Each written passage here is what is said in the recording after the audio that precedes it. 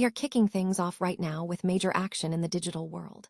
The Ministry of Culture, Sports and Tourism has just dropped its first emergency block orders targeting 34 copyright-infringing websites, and we are talking about the specific site Nutoki being on that initial list.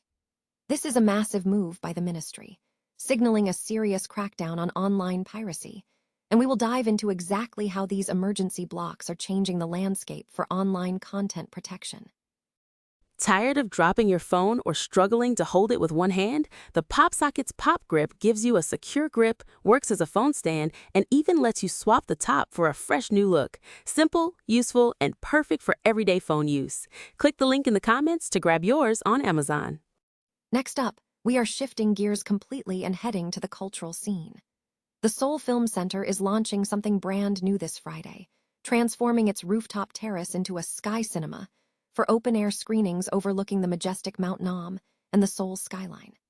Find out what indie classics like Woody Allen's Midnight in Paris and Federico Fellini's 8-2 will be playing, and how this new venue is changing how the Seoul Film Center operates.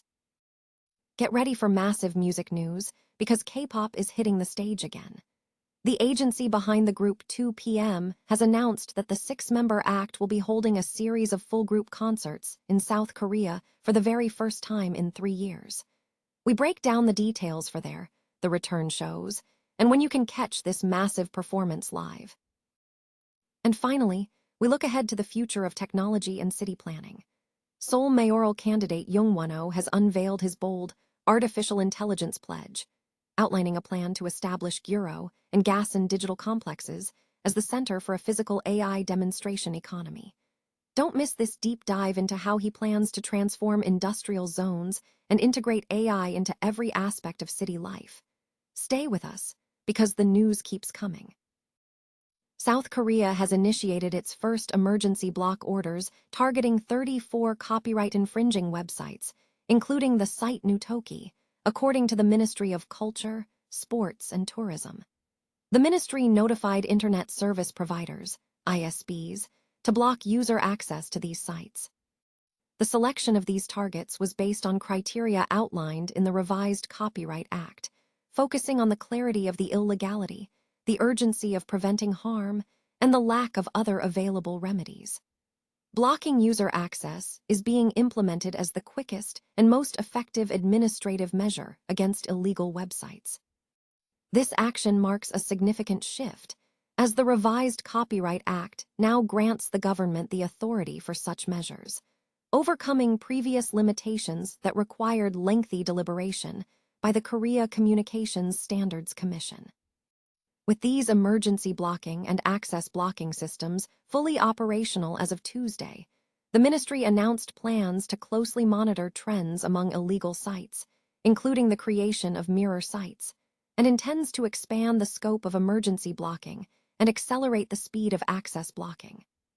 Culture Minister Choi Hwi Young visited the Korea Copyright Protection Agency on the same day to emphasize the ministry's firm resolve to combat illegal websites and to encourage staff involved in enforcement efforts.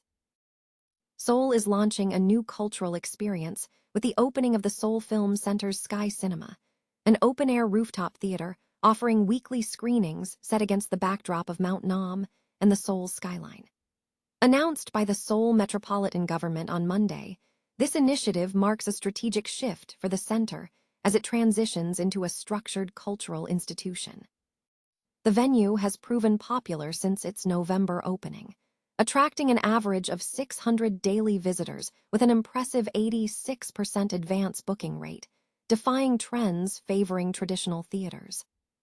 The debut lineup for the Friday night series focuses on cinematic transportive experiences, featuring acclaimed films such as Woody Allen's Midnight in Paris, the documentary Kim's Video, and Federico Fellini's 8.5.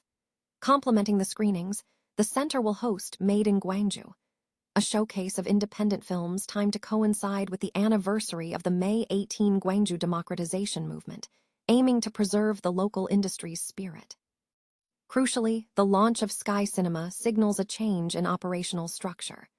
Effective June 1, the facility will introduce a paid admission model, with standard tickets priced at 7,000 won, though discounts are available for teenagers and midweek matinees.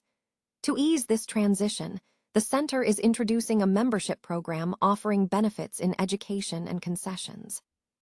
Beyond the screenings, the Seoul Film Center is investing in future talent through expanded programming. In June, the center will debut a comprehensive smartphone filmmaking course and a youth film camp. Furthermore, the program will feature unique events like cinema and coffee sessions and guided neighborhood walks where participants, guided by professional filmmakers, can document the historic alleys of Cheongmuro. This multifaceted approach seeks to merge the prestige of established filmmaking with the accessibility of modern technology, positioning the Seoul Film Center at the forefront of developing the next generation of cinema creators. K-pop boy group 2PM is set to return to South Korea for a series of full group concerts after a 3-year hiatus. According to JYP Entertainment, the 6-member act will perform on August 8th and 9th at the Inspire Arena in Incheon, located approximately 30 kilometers west of Seoul, under the show title, The Return.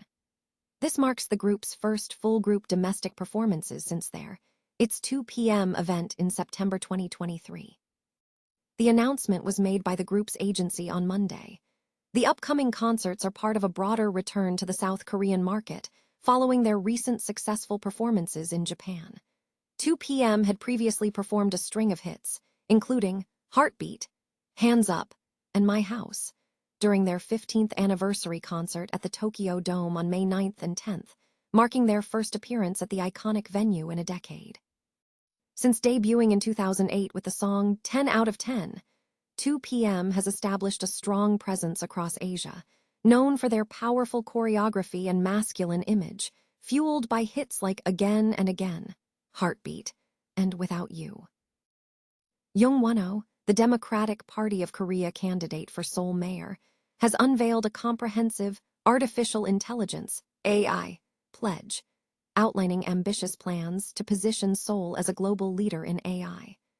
The core of the strategy centers on transforming the underdeveloped Guro and Gasan digital complexes into the nucleus of a physical AI demonstration economy.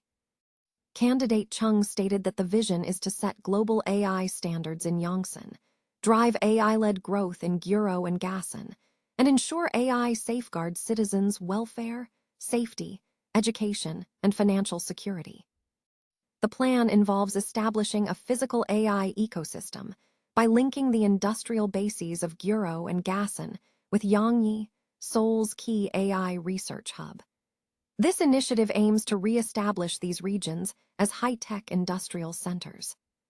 Key components of the plan include creating a physical AI demonstration special zone in the areas, establishing systems for demonstration, procurement, commercialization, and job creation. Furthermore, projects will expand to develop services such as public facility inspection robots, autonomous shuttles, and urban safety AI, leveraging Seoul's mobility and urban management data. To support workforce transformation, an on-site AI academy will be established for young and middle-aged residents. Beyond local development, the Seoul City Hall administration is also undergoing AI innovation. This includes implementing an AI civil complaint system connected directly to the market, integrating and analyzing data from text, social media, and call center complaints to refine systems and budget allocations.